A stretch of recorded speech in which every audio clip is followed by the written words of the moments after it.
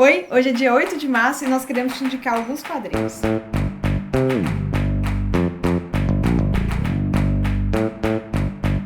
Então, a gente resolveu reunir alguns quadrinhos que nós gostamos, ou que lemos recentemente, ou que leu tem mais tempo, só pra indicar, ou pra quem já lê quadrinhos, ou quem tá começando, enfim. Eu trouxe Habib, porque primeiro, eu li ele bem recente, essa semana agora, porque tinha muito tempo que eu tava a fim de ler. A Samara já fez um post sobre ele no Ladies. E não sei, acho que eu olhava o tamanho dele e eu ficava assim meio com medo. Mas eu li ele assim, direto. Eu não conseguia parar de ler, porque primeiro que visualmente é muito bom. Bom, primeiro, o livro é do Craig Thompson, mesmo que fez Retalhos. Saiu pela companhia Quadrinhos e Cia. Gostei muito da pegada do quadrinho. Primeiro, ele não passa em nenhum lugar específico, né? No Oriente Médio ele fala sobre a questão do islamismo, né? E narra a vida de Dodola, uma menina que ela foi vendida, ela casou nova assim com um cara mais velho e conseguiu fugir e encontrou um outro menino órfão. E os dois vão para um barco no meio do deserto e ela tenta viver a vida, né, com esse menino, que é o Zan. Eles fazem muita referência a Mil e Uma Noites e citam muitas partes do Corão e fala sobre algumas histórias. Ela gosta de contar histórias. E é bem interessante, tem umas partes bem, pra mim, que chamaram mais atenção. Quando ela vai pra um harém, eu não vou contar a história toda, óbvio, mas ela vai pra um harém, tem um momento que ela passa pelos apertos, assim, e acaba que mostra como funciona algumas coisas da realidade da mulher dentro de um harém, por exemplo.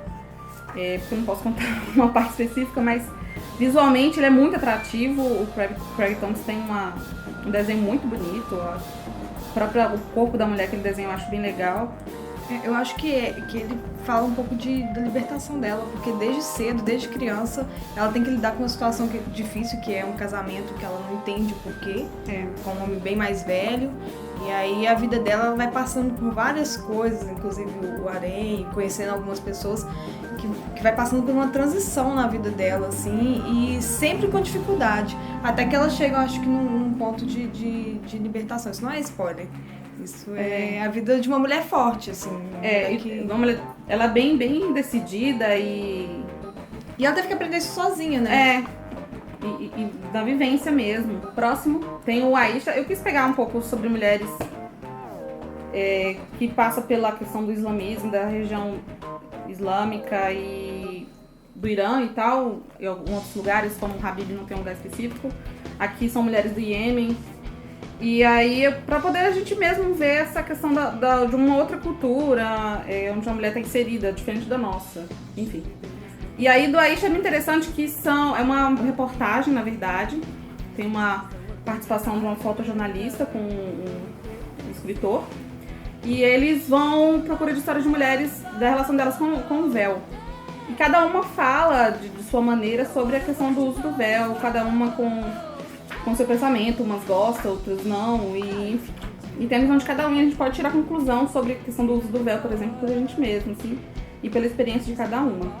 Acho que são 4 mulheres que eles narram, tem fotos de cada uma delas no início de cada capítulo, com o véu. Aí sempre mostra primeiro o nome da pessoa, né, da mulher e a foto dela. E é bem, bem bacana mesmo, assim. O próximo que eu separei foi o Paraíso de Zara, que também eu gosto muito dessas histórias que falam de algo que aconteceu, e Paraíso de Zara é coisa recente, foi eleição no Irã em 2009, e é de uma mãe que procura por um filho que desapareceu na manifestação na Praça da Liberdade, no Teherã, e o desespero dela, né, em achar, e como a burocracia, a questão das leis, né, sobre a questão da interferência mesmo, que por mais que seja um tipo de realidade totalmente diferente da gente, a gente se identifica com muitas coisas, né? O fato dela ser mãe atrás do filho, então é muito comovente, principalmente o final, quando ela tem uma linda declaração, assim, um texto maravilhoso da mãe. Não vou dar spoiler. E por último, o Persepolis, que é o básico, mas é indicação porque, assim, quem não leu ainda, leia. Eu acho difícil alguém não ter lido ainda, mas é uma porta de entrada, e o que eu gosto mais do Persepolis porque é uma mulher contando e escrevendo. Os outros são normalmente gente de fora, nesse caso são 2 autores, nesse Paris Irã, eles são anônimos. Eles não falam por causa da questão política mesmo, né? Eles estão fazendo denúncias nesse quadrinho. Então é bem arriscado colocar seu nome aqui, algo que é muito recente. Esse aqui também são de fora, eu acho que é um espanhol. E a outra mulher, eu acho que também. Então, e Habib também é um norte-americano. Então, Persepolis eu sempre indico porque eu acho que é a visão de uma mulher contando, né, sobre a sua vivência pessoal também. Bordados também, né? Bordados dela também, eu gosto muito, eu não tenho, que eu acabei dando, porque eu gostei tanto que eu gosto de dar para as pessoas lerem. Aí dei pra uma prima minha que eu acho maravilhoso, que é, na verdade, uma história de mulheres sentadas, conversando. E bordado, na verdade, também é o nome que se dá pra fechar o e-mail, né? Costura. Sim. Então, assim, é muito, muito chocante, interessante, enfim. E a Miss Marvel tá aqui no meio porque acabou de sair, comprei hoje, não li ainda, mas já me interessei porque tá dentro desse contexto aqui, eu quero ver a visão, o que a Marvel já fez com a Miss Marvel aqui, muçulmana, adolescente. E esse? Ah, não, mas esse aqui tá porque também eu não li ainda, na verdade eu trouxe pra mostrar pra vocês. Mas esse aqui chama Bandit, é de uma heroína que passa por situações engraçadas, que ela é uma adolescente e tá querendo explorar as coisas. Eu gosto muito que ele é bem visual também, as cores dele são bem legais, assim. Então, na verdade eu me perdi um pouquinho pra poder decidir qual quadrinho escolher, porque a gente lê muito quadrinho e é uma responsabilidade meio grande indicar quadrinhos, eu acho. Então eu fui pra um lado meio confortável, assim. Eu escolhi Coco Bigu, que é da Jen Wang. Inclusive ela veio pro Brasil recentemente pro FIC. Eu gosto de Coco porque é bem simples e fala de uma menina que ela passa por mudanças na vida dela e ela começa, depois de conhecer um amigo, ela passa a pensar no futuro de uma forma diferente. E eu acho que esse quadrinho, ele não pensa no envolvimento amoroso, ele não pensa em modos que a gente está habituado em ver em alguns quadrinhos. Ele simplesmente pega uma pessoa comum, mas que ela é espivitada, ela tem uma vida... ela bebe, ela não tem muitas responsabilidades, ela não se apega a muitas coisas. E aí pega essa pessoa e a partir de conhecer alguém, ela quer mudança. E aí os dois, essa menina, a Coco, e esse rapaz, eles vão passando por mudanças a partir do ponto que eles se conhecem. Então, um causa mudança no outro. Eu não quero falar muito pra poder não entregar a história, porque ela é uma história... E não acha mais, né? Eu tava olhando, parando. Não? Que os dois são do Barba Negra, né? Barba Negra já... É mesmo. Já... Tanto o Paralisado também é do Barba Negra. E não acho... Sim, deve achar, talvez, não sei, em algum lugar. Mas eu acho ele tão bonito. Deixa eu mostrar. E as cores, eu acho legal que Não sei se dá pra ver. Eu penso meio que... E o desenho é muito bonito também, né? Eu adoro o desenho dela. Nossa, o desenho dela é lindo demais. Eu Eu gosto dela em tudo que ela faz, assim, eu sou muito fã dela. A Lu fez um texto, na época que a Lu escrevia pro Ladies, ela fez um texto, tá lá, a gente vai colocar o link. É meio brega se eu falar que eu penso em outono quando eu vejo essas cores, eu não sei. Eu gosto muito dessas cores, meio sépia que fala? É sépia. Sépia. E aí eu gosto, eu acho que é uma história que muita pessoa pode se identificar. E é uma história fácil de ler, então eu penso nas pessoas que vão começar a ler quadrinhos agora, talvez, não sei. É um quadrinho gostoso de ler. Quem não leu ainda, também já lê quadrinho mais tempo, não importa. Ele é um quadrinho fácil, você vai ler ele em um dia. E é muito também, rápido. você senta e lê. É muito impressionante, dá vontade de ler até o final. Eu queria falar também da Laura Taide, é webcomic, então eu não tenho pra mostrar. Ela tá fazendo um trabalho que chama Aconteceu Comigo. Tá na página dela, Booby Trap, a página. E ela tá fazendo esse trabalho pegando histórias de pessoas, as pessoas contam pra ela essas histórias e ela transforma em quadrinhos. E eu acho muito importante um trabalho como esse, porque ele trata um pouco o confessional, o desabafo, e também essa questão da identificação, sabe? Que eu pensei com o Coco, eu também tô pensando um pouco com a Laura. Quando às vezes uma pessoa não tem coragem de expressar a sua própria história, por exemplo, de um abuso, ou de um cabelo, e aí ela lê essa história, sabe? Porque outra pessoa contou pra Laura, ela lê essa história em quadrinho, talvez ela vai se identificar. E mesmo a gente que quando não se identifica com alguém, a gente não tem o mesmo, não aconteceu o mesmo com a gente, você pode ler essa história e tentar entender um pouco do olhar do outro, sabe? Então eu tô achando que ela tá fazendo um trabalho bem bem expressiva, assim. E eu queria falar também do meu mangá preferido no mundo inteiro. Também já escrevi pro Ladies, mas sempre pra indicar, então vem na cabeça aqueles que a gente mais gosta, que é Nana, da Ayazawa. Nana conta a história de duas amigas, duas meninas também que passaram por uma mudança de vida a partir do momento que elas se conheceram. Nana é maravilhoso, ao meu ver. Ele tem umas coisas que poderiam ser problemáticas, mas visto que a história foi escrita há um tempo, eu não vejo problema, não. As pessoas costumam, por exemplo, gostar mais de uma Nana do que da outra. São duas meninas que chamam Nana, porque acham que a outra é mais fraca. E eu já não acho. Eu acho as duas, elas têm uma força única dentro delas, são personagens muito fortes, bem construídas. E elas encontram força uma na outra. Então eu acho que Nana fala um pouco desse caminho que duas meninas vão seguindo. Tem histórias amorosas, tem personagens masculinos envolvidos, mas ele é principalmente sobre essas mulheres, sobre a história de vida dessas mulheres.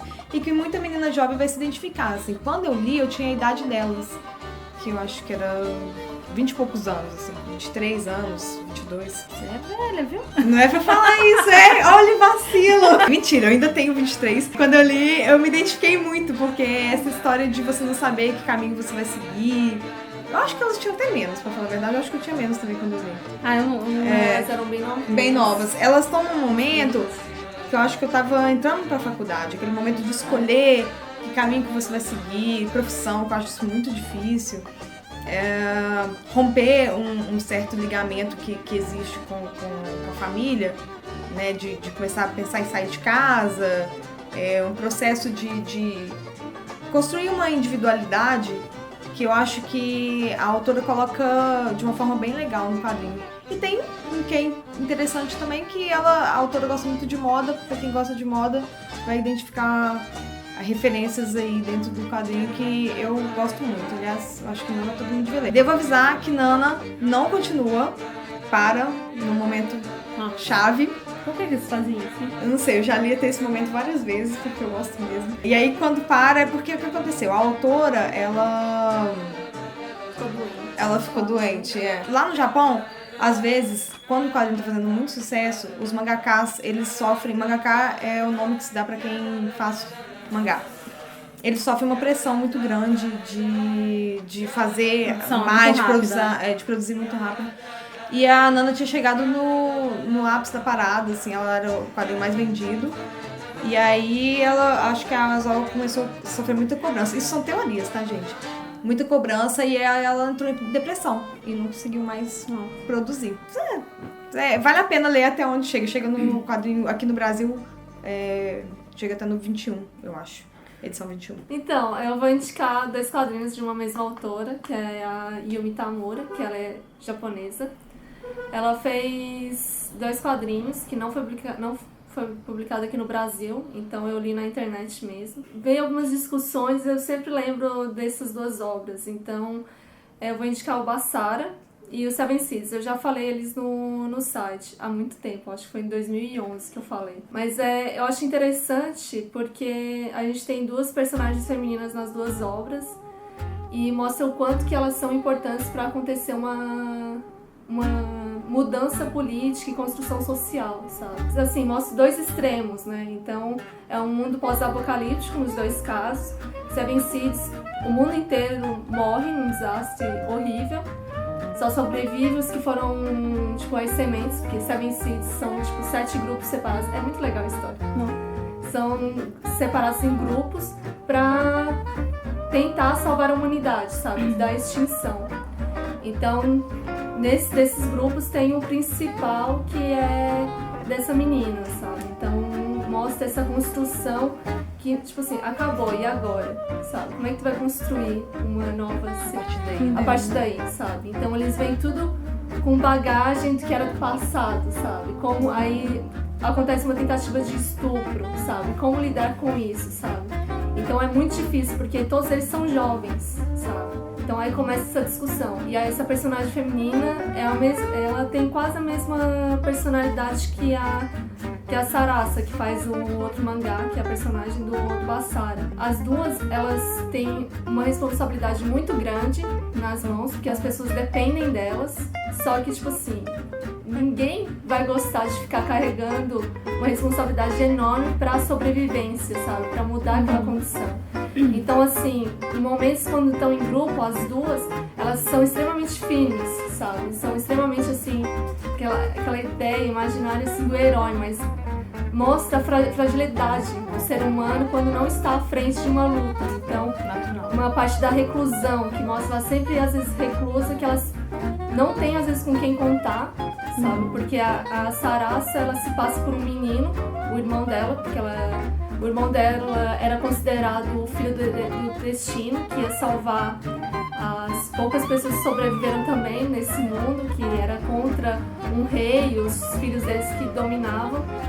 E aí o irmão dela morre no início. E assim, pronto, acabou. Tá todo mundo lascado, porque o Rei Vermelho mata o irmão. E aí ela num desespero, e ela fala assim, não.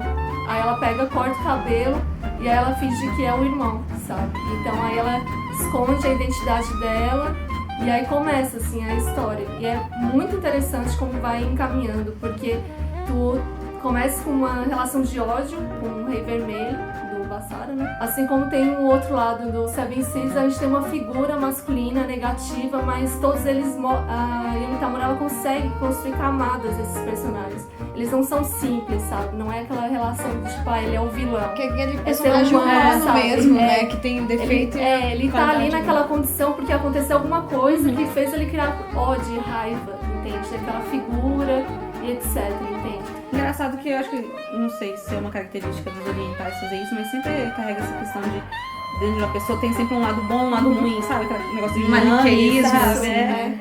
E eu acho bem interessante que a gente não fica identificando de cara igual os filmes do Ghibli. É diferente da Disney, né? Que às vezes eles construíam sempre alguém que não presta. Eu indico esses dois, vale muito a pena ler. Seven Seas ainda o pessoal tá traduzindo. O Basara já acabou, são 27 volumes, é bem grande, mas assim, a história, tipo assim, no final de Basara tu fica assim, ó, pronto, ela vai morrer. Que é assim, é muito difícil, sabe? Porque ela não é aquela heroína que, ela é super forte, nem nada. Ela inspira as pessoas, sabe? Essa coisa assim, tá todo mundo... E passa os perrengues. Passa os perrengues, é corajosa. E também meio que faz porque precisa, né? Chega num ponto. Porque precisa de uma imagem, sabe? De uma imagem do Salvador. Porque vem aquela ideia do Basara que vai acabar com a tirania dos reis. E que vai impor uma nova ordem. Então, assim, acaba mudando totalmente, assim. Ela se junta com os piratas. Aí quem é tipo assim, o pirata mor, vamos assim dizer, é uma mulher, sabe? E aí é bem legal, assim, a eu quero ver depois. É muito legal. Assim, a arte dela é impecável, é lindo, assim, cada página. Eu quero ver. Mas Seven Seas tem muita morte, então, imagina, tá num lugar que não é a terra antiga, sabe? Mas eu lembrei que no final do Paralisara me chamou muita atenção quando eles mostram essas páginas aqui, ó, com nomes bem pequenininhos, sabe? É o nome de todo mundo que desapareceu ou então morreu depois desse conflito que teve em Teherã e tal. Então, tipo assim, quando eu vi isso no fundo, eu falei assim, isso é árabe, tá escrito pequenininho. E aí, não, são nome de pessoas, sabe? E aí eu achei muito interessante, porque ele traz muito... são homens e mulheres, cujos nomes aparecem nas próximas páginas. São todos cidadãos de uma cidade silenciosa chamada Omid, Esperança em Pés. Nelas, vítimas de perseguição encontraram uma vida em comum, cuja substância é a memória. E aí fala das diferentes origens de cada um e tal, da religião até, mas que tem opiniões e ideologias diversas e às vezes opostas, né, do governo, enfim. E aí, imagina, realmente, os caras devem ter medo de botar o nome deles numa página dele, num livro desse, numa página desse. Então é isso, além desses que nós falamos, também tem uma lista na postagem de alguns outros quadrinhos e também não só de mulheres que fizeram, mas também de personagens femininas que a gente acha que você pode se identificar, e fica essa dica.